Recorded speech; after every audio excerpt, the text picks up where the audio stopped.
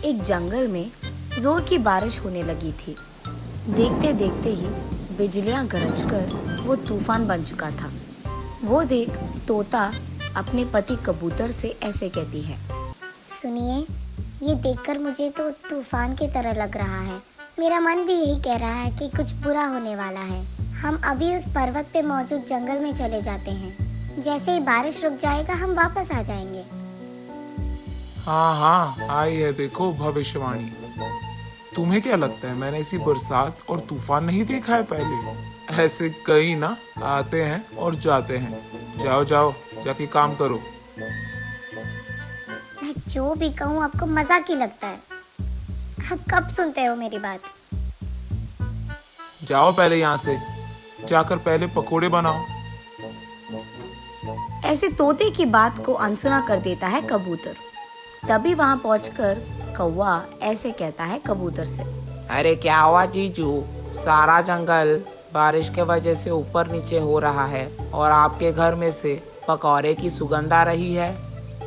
हाँ हाँ, तुम्हारी बहन यहाँ आकर भविष्यवाणी जो बन गई, मेरे ही भविष्य के बारे में मुझे बता रही थी। इसलिए मैंने सोचा कि खाली रहेगी तो यही बोलेगी, तो काम बोल दिया मैंने। लगता है वही काम कर रही है।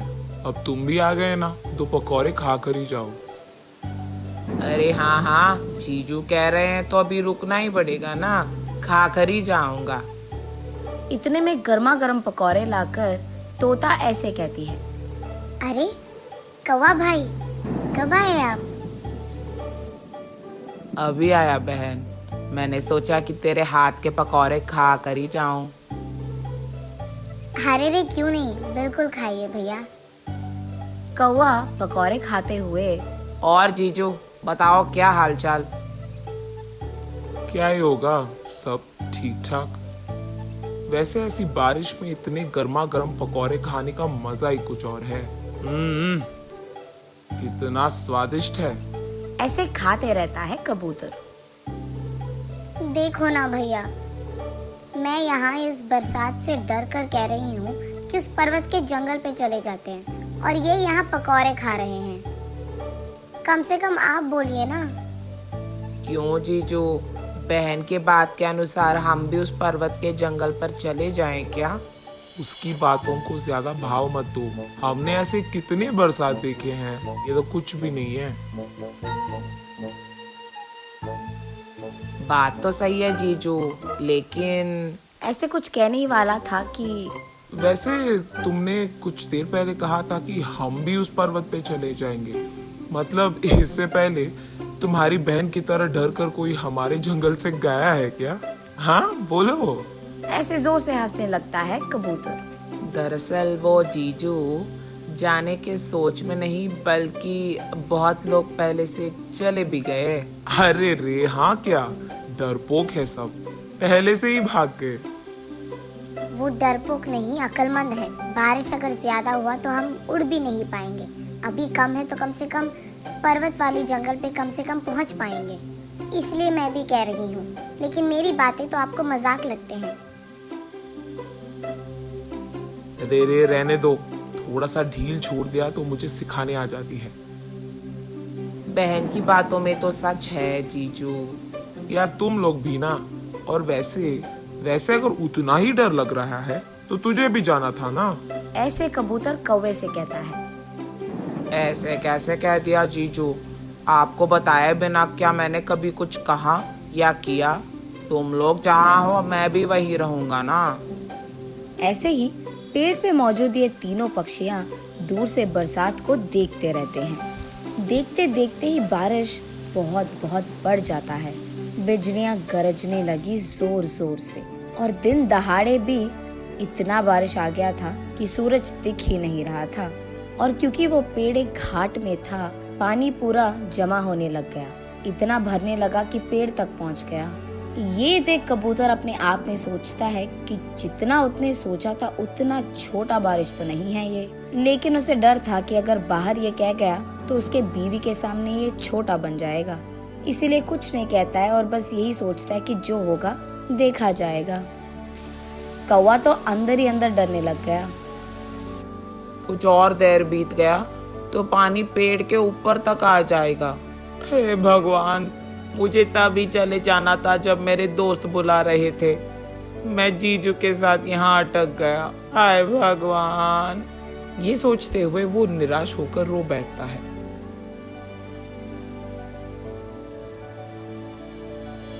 इतने में किसी की जोर की चीखें सुनकर तीनों पक्षी बाहर देखते हैं।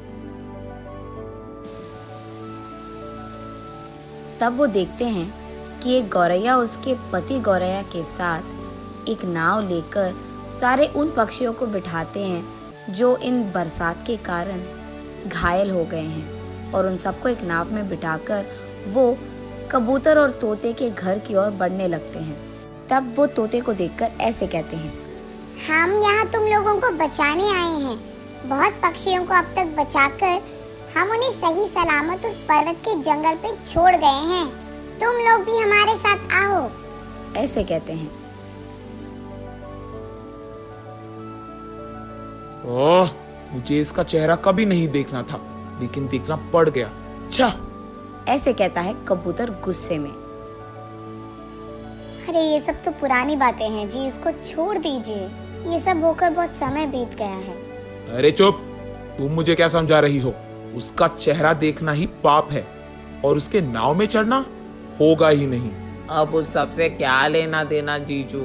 कुछ देर में लगता है हम सब डूब जाएंगे जीजू। चलेंगे ना उनके साथ? ऐसे कहता है कौवा। देखो, मैं ऐसे कोई ऐरे गहरे से मदद नहीं लूंगा। अगर जाना है तो तुम दोनों चले जाओ, मैं तो यही रहूंगा। ये सुनकर उस कबूतर को अकेले ना छोड़ने के कारण तीनों वहीं रह जाते हैं। ये देख गौरैया को लगता है कि जो लोग पहले नाव में हैं उनको बचाना जरूरी है, इसलिए उनको लेकर वहां से चले जाती है।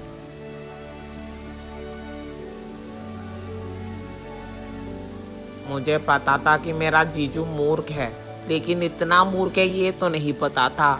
कई साल पहले उनकी बेटी उन्हें छोड़कर चली गई, उसका गुस्सा तो उन्हें अब तक है। हाय भगवान, न जाने क्या ही होगा। ये सोचकर सभी एक ही बार अतीत को याद करते हैं। गौरैया कबूतर और तोते की इकलौती बेटी थी, और उसको बहुत प्यार से वो दोनों बड़ा करते हैं। कुछ दिन बाद गौरैया के पास के रिश्तेदार एक कौवे से उसका रिश्ता पक्का होता है, लेकिन गौरैया को ये रिश्ता मंजूर नहीं था। तब वो ऐसे कहती है, पापा, मुझे ये शादी मंजूर नहीं है। मुझे ये शादी नहीं करना है। क्या बचपन से तुम्हारा मर्जी पूछकर ये सब कर रहा हूँ मैं? चुपचाप जो कह रहा हूँ सुन लो बस। मैंने एक और गौरैया से प्यार किया है, मुझे उसी से शादी करना है। ओह, तो मुझे पूछे बगैर शादी भी करने का फैसला तुमने खुद कर लिया। इतनी बड़ी बन गई तुम। मैंने उनको मेरा वचन दिया है। वचन नहीं निभाऊंगा तो मेरा इज्जत घट जाएगा। तुम्हारे दिल से कई ज्यादा मैंने मेरा इज्जत रखता है, इसलिए चुपचाप मेरी बात सुनकर शादी कर लो उससे। ये कहकर कबूतर वहाँ से गुस्से में चले जाता है। अगले दिन गौरैया वहाँ से चुपचाप भागकर अपने दोस्तों के समक्ष में उसके गौरैया प्यार से शादी कर लेती है।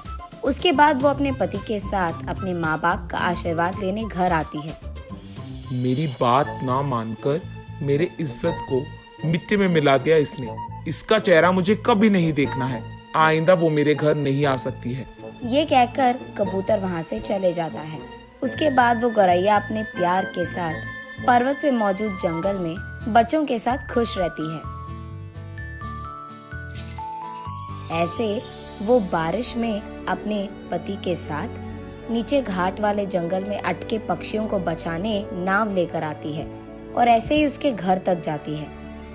उसे पता था कि उसके माँ बाप नहीं आएंगे, इसलिए वहां से चले जाती है। वो उन सारे पक्षियों को पर्वत के जंगल पर पहुंचाने के बाद उसे लगता है कि उसे एक और बार अपने माँ बाप के पास जाकर उन्हें बचाने की कोशिश करना होगा, इसलिए वो वहां नाव लेकर आके उसके माँ को पुकारती है।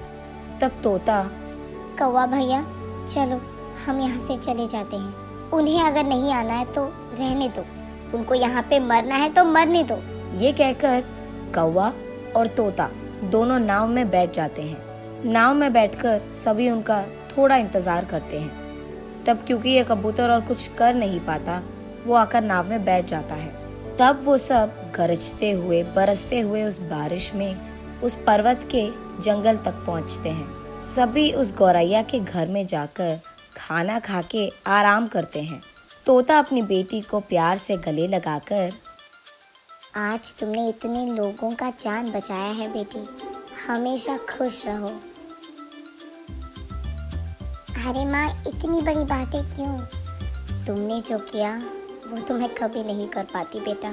जितना भी बड़ा आशीर्वाद दूँ वो कम ही पड़ जाएगा। मुझे तो मेरे पति का सहारा है माँ, इसीलिए आज ये सब कर पाई। बात तो सही है, जो पति हमारे जीवन का ही साथी नहीं बल्कि बातों में और फैसलों में हमारे साथ, तो वो मिलने में मुश्किल है। और जब ऐसे लोग मिलते हैं और हमारे बगल में होते हैं तब अपने आप को किस्मत वाले कह सकते हैं। कुछ लोग रहते हैं सिर्फ अपने जिद पे अड़े रहते हैं और कभी किसी और की सुनते नहीं हैं, मूर्ख होते हैं वो। ऐसे उसके पति कबूतर के सामने ही कहती है तोता। जीजू की सही टक्कर है मेरी बहन। तब सब बारिश कम होने तक वही गौरैया के घर पे आराम करते रहते हैं।